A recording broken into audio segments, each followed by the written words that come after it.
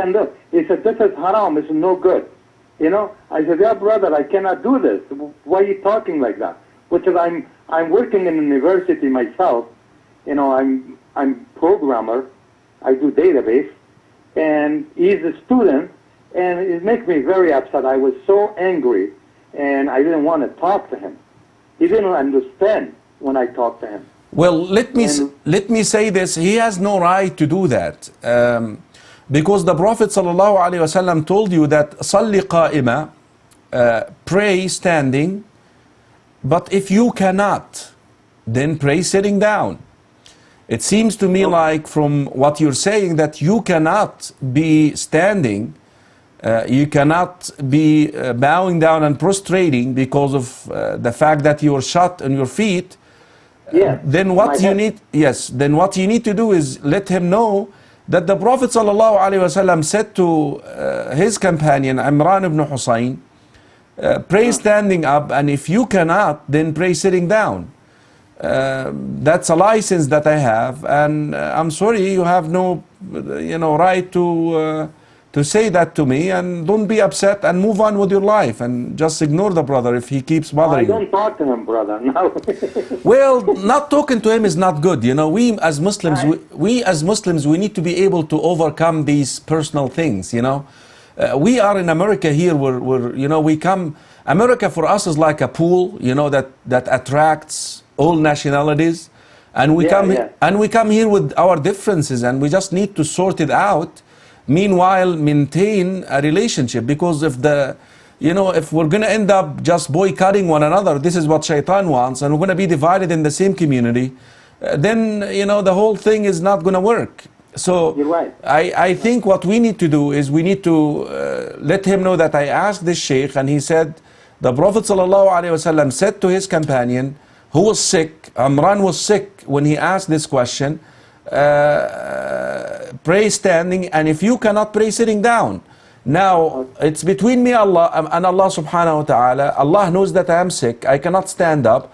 So why, my brother, I love you, my brother, why you judge me this way? This really hurt my feelings, my brother, and please don't do that, because I really would like to still have you as my brother, talk to you and give you a hug and all these nice things, Jazakallah khairan. Jazakallah khairan. Assalamu alaikum. All right. Yeah, dear brothers, if the solution is not to boycott one another, if this is not going to work, Okay, we have somebody who's asking, who's saying that he just sent us a question through Facebook. Let's talk about it. GuideUs TV. GuideUs TV, let's talk about it. Please go and like that page, and we keep you posted regarding the times of the show. He said, my name is spelled backward on Facebook. Please forgive me. My name is Ali Bervez. Okay, Ali. Jazakallah khair, Ali. My question was, as a male, I was reading Salah, and my mother also was going to need to read Salah. If there is not another male present, should I pray lead Jama'ah, or should we read separately? No, you lead her, Ali. That's your mother. You lead her in Jama'ah. But you make sure that you pray correctly, that you're going to be an imam, that you know what you're doing, you know what you're reciting, Ali. Jazakallah khairan, Ali. Assalamu alaikum wa rahmatullahi wa barakatuh. Alaikum assalam, Sheikh. I wanted to ask one question. Sure. My question is, when I pray in Jama'ah, in Masjid, it has been my practice from India for a long time, that when the Imam is about to end the Salah, and when he turns his face on the right, we used to turn our face on the right simultaneously, so as also on the left. No. But now in this masjid where I am now in Columbia, Missouri, people look at me as if I have done something wrong, because they wait till the Imam has finished turning right and left, and then they follow the Imam and turn their faces right and left.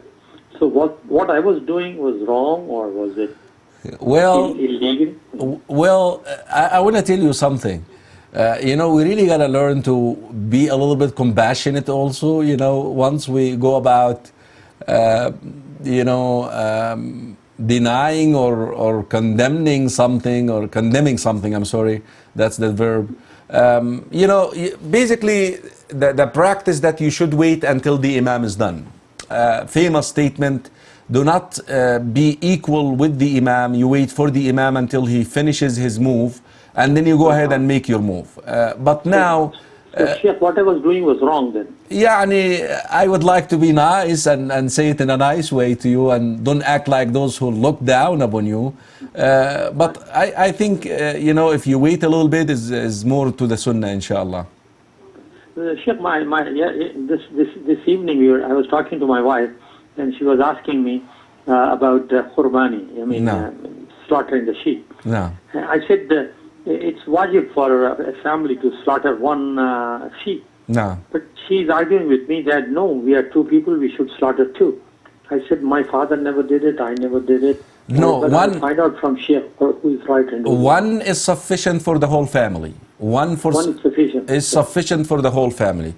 Probably she's mixing it with Hajj. You see, if you go to Hajj with your family, one for each person. If you take your family to Hajj, one is needed for each person, but one is sufficient for the whole family. Of course, if you can do 3, 4, 5 and you can afford it, that's beautiful, but one is sufficient for the whole family. Jazakallah khairan. Thank you, Sheikh. Jazakallah khairan. Ahsanallahu ilayk. Assalamu alaikum wa rahmatullahi wa barakatuh.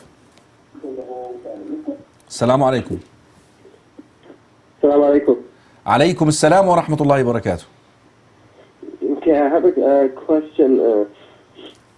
You hear me, brother? Yes, I hear you. Go ahead. Go ahead with your question. I have a question, and at my work, a couple of friends of mine, they are not Muslim, but I was kind of confused too. I did answer what I know about we don't eat, the Muslim brother, we don't eat pork, and so I just want to clear. So what was the question that you received at work? What was the question exactly? About the pork, why we don't eat the pork. Well, Jews are not supposed to eat pork. Christians are not supposed to eat pork. Muslims are not supposed to eat pork. You know that? Yes, I'm sure. Told them, but they, I'm sure the person who asked you is a Christian, right? He probably tell him you're not supposed to eat pork either. It's a divine command. Well, at the end of the day, the best way to answer this. Because we don't want to confine our adherence to the command of Allah to scientific reasons, or because of that reason and that reason. You see, when we say Ashhadu an la ilaha illallah, I bear witness that there is no deity worthy of my worship and submission but Allah. Naturally, you should have learned who Allah is. And the way to learn who Allah is through His names and attributes. One of His names which you learned, Al-Hakim, the All-Wise. The All-Wise, meaning He possesses the wisdom. Al-Alim, He is the All-Knowing, the knower. He possesses all the knowledge. Now, when someone who possesses all the wisdom, all the knowledge, tells you to do something, should you ask him why? So, yes. In a way, we submit to Allah subhanahu wa ta'ala because we believe that Allah subhanahu wa ta'ala is all wise, all knowledgeable, He's all knowing. And we trust what Allah subhanahu wa ta'ala commands us to do. Ya ikhwa, beautiful, because right now, we can go into, I can go into the internet right now and pull for you a lot of work that has been done by non-Muslims, proving how filthy, how unhealthy al-khinzir is, pork is. But is this why we do not eat it? The answer is no. We do not eat it because Allah told us not to eat it. حرمت عليكم الميتة والدم ولحم الخنزير. Right here, it's haram for you to eat because we submit to Allah subhanahu wa ta'ala. We have a hadith in the Sunnah في البخاري. Rasul sallallahu alayhi wa sallam says, hadith Abi Hurairah, that if you have a glass of water in your hand, and listen to this, a glass of water in your hand, and a fly dips one wing in that glass of water, Now, Rasul sallallahu alaihi wasallam told us if you need to drink that water, if you have no choice, go ahead and dip the other wing of that mosquito in the water and then drink it. Now, a lot of people for a long time said, don't say that hadith, man, this is disgusting. I mean, don't say that. Ya akhi, ittaqillah, wa ma yantiqu anil hawa. He sallallahu alayhi wasallam does not speak in vain. He receives revelation. Allah subhanahu wa ta'ala told him. So you'll find a lot of Muslims shy away from narrating this hadith. Now, lately, 20 years back, I think, or so, some German scientist, looked into this, and he found out that one wing of the mosquito or the fly has a disease, and the other wing has the remedy for that disease. Oh, now the hadith is good. Now we could do that. Yeah, Rajil, now we could do it. You're supposed to submit. وَاتَّقُوا اللَّهِ وَيُعَلِّمُكُمُ اللَّهِ. You see, you adhere first and then Allah will teach you what you want to learn. But don't make it a condition. You say, Ya Allah, I'm not going to do this thing until you let me know why. What is the wisdom? It's pointless. This makes it pointless. What is the wisdom makes it pointless. It's not going to work, dear viewers.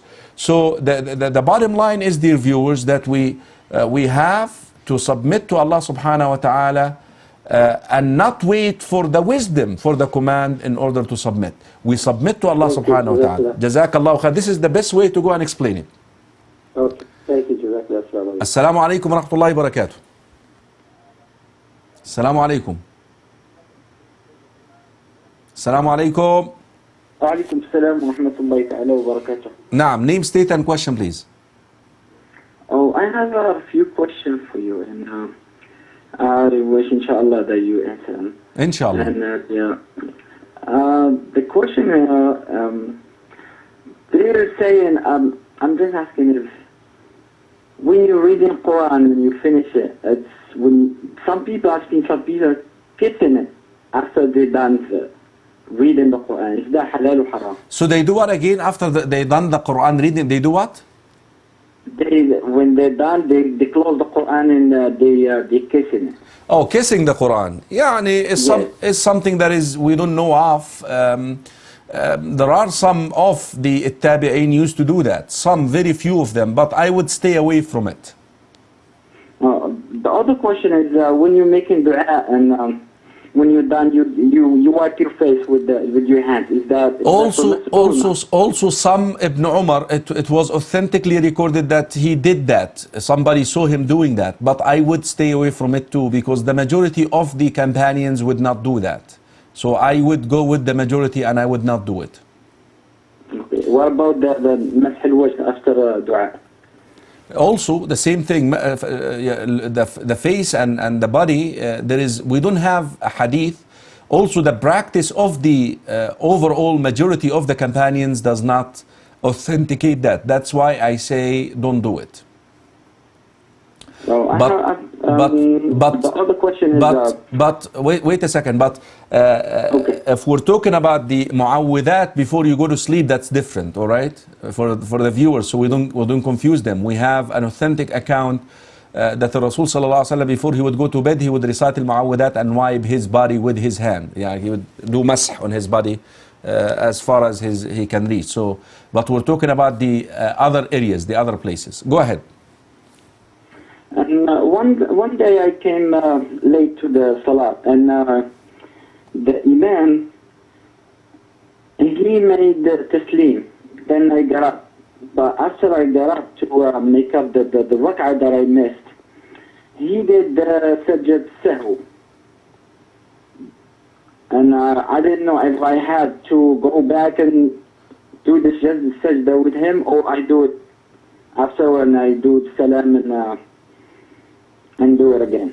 So he did sajdat as-sahw after... I was confused, and okay. he did this after he made salam. After the taslim? After the taslim, I got up to make up my salah. No, he did the sajdat sahw. You're done with him. No, you don't go down. No. You know, the sajdat al-sahu, after the taslim, it means he added something.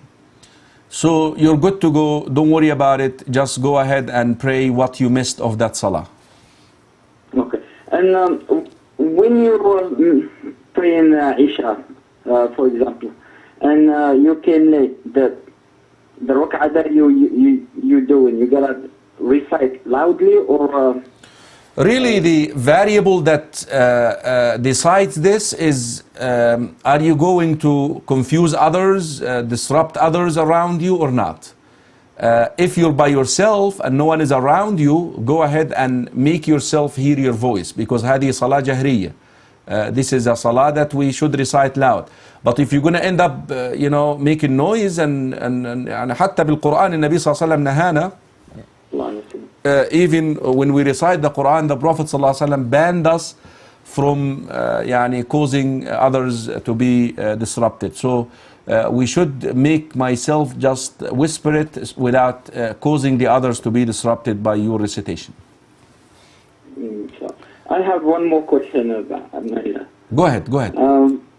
And last Ramadan, I was in a doctor office, and by the time he decided to give me an injection in my knee. Is that breaking my... No, it does not. The majority of the jurists, they say no, as long as the injection is not nutritious. But others, very few... It was a kind of painkiller. No, as long as it doesn't have nutrition in it, they say it does not invalidate your fast. That's the overall majority of the jurists regarding this issue. But there are some others who say, but you know what, just fast one day in case, out of precaution. Do I have to make it? No. You see, that's not what I'm saying. I'm saying the majority of the jurists regarding this issue, they say that injections which are not nutritious, they do not invalidate the fast. But there are few jurists who say, it's okay, it does not invalidate, inshallah, if Allah wills, your fasting is valid, the day is valid, but just go ahead and make up one day. It's up to you, you make the call. Jazakallah khairan. شكرا جزيلا. عفوا وفيك بارك. السلام وبركاته. السلام عليكم ورحمة الله. عليكم السلام. نعم, name, state and question please. My question is, I wanted to know, Sheikh, I forget it. When you forget to pray, for example, I was to the market. I went to the market, so it kind of like Asri. I pray Asri, but I forget to pray Maghrib. But I remember after 2 days, I remember that I forget to pray.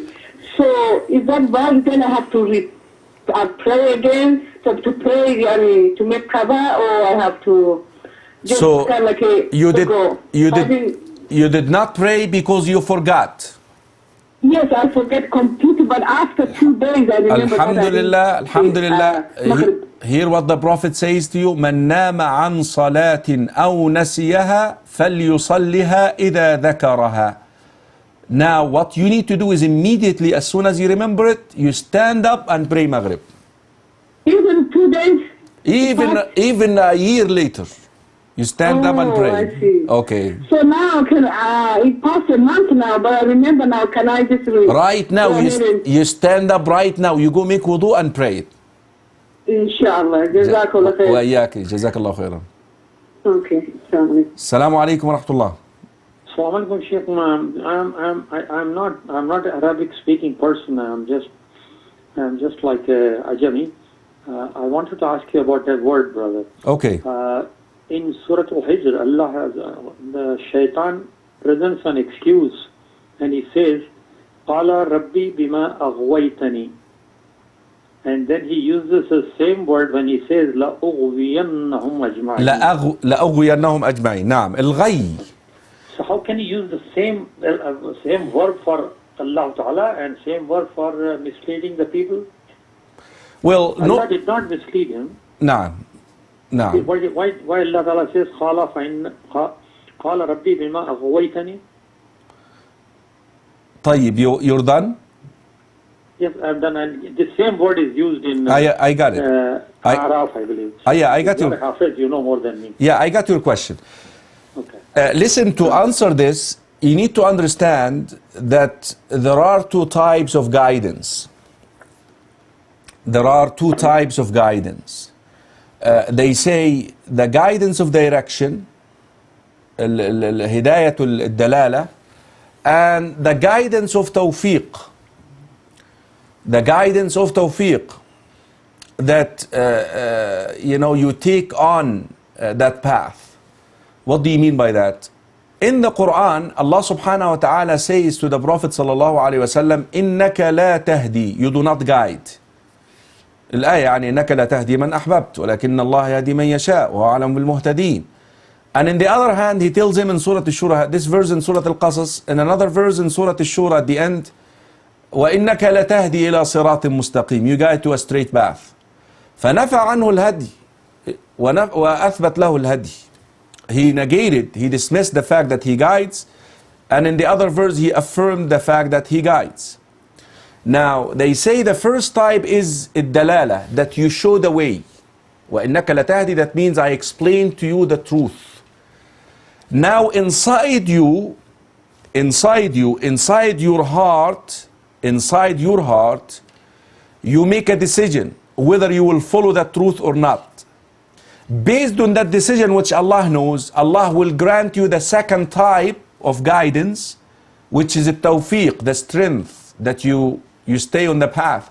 And this is what every Muslim asks Allah 17 times in each salah, in each day, in the mandatory salah. You say, Ihdina as-sirat al-mustaqim. You're asking for the second type. Keep me on the straight path. Ihdini, guide me. Guide me. Now, let's take the other side of this, which is the shaitan side, which is you're referring to. Some people, including shaitan, inside them, they were showing the right from wrong, the direction, but inside them, they decided to take the wrong path. I'm not interested. I'm not going to do it. Now this person, Allah will send him astray. Meaning he's not guiding him. That means he's what? غي. هو في الغي. واتل عليهم نبأ الذي آتيناه آياتنا فانسلخ منها فأتبعه الشيطان فكان من الغاوين. ولو شئنا لرفعناه بها ولكنه أخلد إلى الأرض.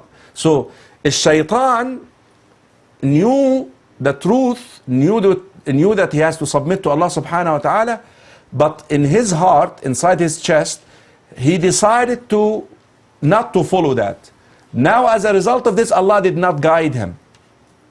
Allah sent him astray. Allah left him to himself. أهو. ولذلك this is how you understand. من يهدي الله فهو المهتد ومن يضلل فلن تجد له وليا مرشدا. If Allah guides you, من يضلل الله فلا هادي له. من يضلل الله فلا هادي له. Whoever Allah misguides. نحن ننسب Allah, does Allah misguide? لا. Allah showed that person the right way from the wrong way. Inside his heart, not interested. Then Allah says, okay, not interested, go ahead. You wake up in the like a person whom Allah subhanahu wa ta'ala gives the second type of hidayah. He wakes up in the morning, the first thing that I want to pray Fajr, I want to do a good deed. But the other one, he wakes up, shaitan wakes him up. Shayateen al-ins wakes him up. So this is what shaitan is referring to. بما أغويتني, because I decided to be misguided, and then you did not, as a result of what I did. How do you read this? إن الذين كفروا سواء عليهم أنذرتهم أم لم تنذرهم لا يؤمنون. Indeed, those who believe, whether you basically give them the message or not, whether you warn them or not, they will not believe. Why, Ya Rab? ختم الله على قلوبهم. Allah sealed their hearts. Now the question here, what happened first? Did they decide to disbelieve or the sealing took place? Who did Allah? If you say that Allah sealed their hearts first, you're then saying Allah is not just, is not fair. حاشا لله, subhanallah, ta'ala Allah عن ذلك. Allah is above that, subhanah. لا. They decided to disbelieve. Shaitan decided to go astray. Then Allah, okay, will seal your heart. Yalla. Will help you. Go. Because that's your agenda. He doesn't want to be guided. That's how you understand that. I hope I did not confuse you. All right. Okay, Islam, how many minutes we still have? 4 minutes. So let me answer some callers here. Assalamu alaikum. I was wondering, how is wudu valid in the shower? What you need to do is you make sure that you have the intention and you do ghusl. You make wudu like you make wudu, you wash your private hand with your left hand, then you wash your hand, then you make wudu like you make wudu for the salah, excluding your feet, you do not wash your feet, then you wash your head as many times as you want, and then you end up with 3 handful, 1, 2, 3, and then you wash your right side all the way down, you wash your left side all the way down. With this you have made ghusl and wudu at the same time. Assalamu alaikum, my name is Brother AbuZaid from New York. My wife had me removed from the house, okay, by the court. Okay, I'll answer this in person, Brother AbuZaid, inshallah, because it sounds a little bit personal. Let me see if I have a Facebook question. MashaAllah, okay. We don't have a Facebook question. There is a sister who asked about the Sawm here, and I read the question halfway. Okay, we'll go back to that. Assalamu alaikum wa rahmatullahi wa barakatuh. Assalamu alaikum. Assalamu alaikum. Assalamu alaikum. Can you hear me? Assalamu alaikum. Thank you. You just answered a portion of my question on TV. I heard that whoever fasts the month of Ramadan, as a female, I would like to be able to fast it all. But during Ramadan, I was only able to fast 15 days due to the menstruation. Not continuous 15 days. Not continuous 15 days. I think that's where the problem is, Sister Limi. What do you mean not continuous 15 days? The cycle has to be continuous. Even some people cannot fast after childbirth. Oh, I see. Well, listen, at the end of the day, I want to say something. Here is another scenario, and she brought up another scenario, and I think where she's going with this. Allah subhanahu wa ta'ala